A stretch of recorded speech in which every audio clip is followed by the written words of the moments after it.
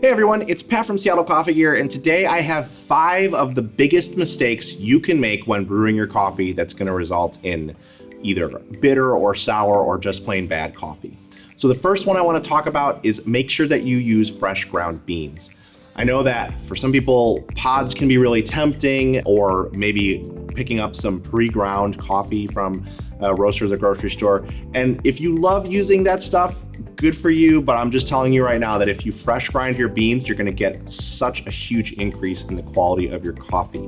This is because all of the release of the oils and the aromas and chemical processes that happen right when you grind your beans is going to result in much better coffee when you go to brew it. And especially in the case of pods, and even with pre-ground coffee that you get in a bag, you don't know when it was ground. It may have been ground right on the roast date, right after, when it was packaged. All of that stuff can come into effect and give you just sort of stale coffee. And so we always recommend the number one thing you can improve the quality of your coffee without doing too much more work is to just grind it fresh. Now, number 2 is going to be use the right grinder for the job. So failing to use the right grinder for what kind of coffee you're trying to make can result in just having a terrible time of trying to get the right extraction and get the right flavor from your coffee. So I've got a couple of machines here. This Solus Barista Perfetta is going to work with a lot of grinders out there because it has both pressurized portafilter baskets and unpressurized portafilter baskets. So the pressurized portafilter baskets are going to help you use maybe a coarser grind, but typically for espresso, you're going to want a very fine grind. So you need a grinder that's designed to give you that finer grind and that is marketed as an espresso grinder in order to get the best shots of espresso from your especially higher end espresso machine. But sometimes, while those espresso grinders might be kind of expensive and more so than a sort of more affordable slow brew grinder, they're not going to be able to make, say, press or cold brew coffee as well as that slow brew grinder. So just make sure that when you're deciding on what grinder to use or what grinder to get, that you get one that's going to fit for the brew methods that you enjoy, because getting that correct grind size is going to be really important. You're just going to have a ton of frustration if you don't have the right tools for the job in that department. Number 3 is water temperature. So a lot of more affordable, I would say cheaper coffee makers just like to boil that water and get it really hot, and then they kind of dump it on the coffee. And then as it's running through the system, it cools off a little bit, and you get these really uneven temperatures that often start by scorching the coffee and then get too cold by the end of the brewing process. You want consistent temperatures right around 200 degrees Fahrenheit. Kind of acceptable range is 195 degrees Fahrenheit to 205 degrees Fahrenheit. And for a lot of people, that sweet spot right in the middle is perfect.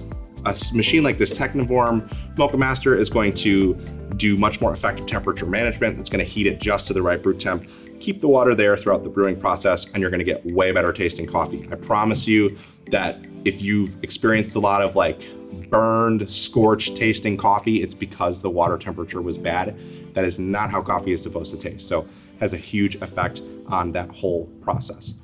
Number 4 is don't forget to measure coffee throughout the process of brewing it. So I know a lot of times it's very tempting to maybe make a pour over and do your best to eyeball it. And maybe you've made so many pour overs in your lives that you can get it just right. But I promise that if you are most of the time just eyeballing your coffee brewing process, it's one of those things that if you love it, good for you, but definitely by putting a little extra effort in and making sure you measure the amount of coffee going into your brew, the amount of water you're using, and the time that you're taking to brew, you're going to get such better results. And then eventually you're going to be able to dial that process in so that it feels almost automatic and you get really great coffee. Number 5, and arguably the most important, at least to maintain the longevity of your coffee drinking, is going to be to review the products that you're using, actually read the manuals, get familiar with how the machine is supposed to be used.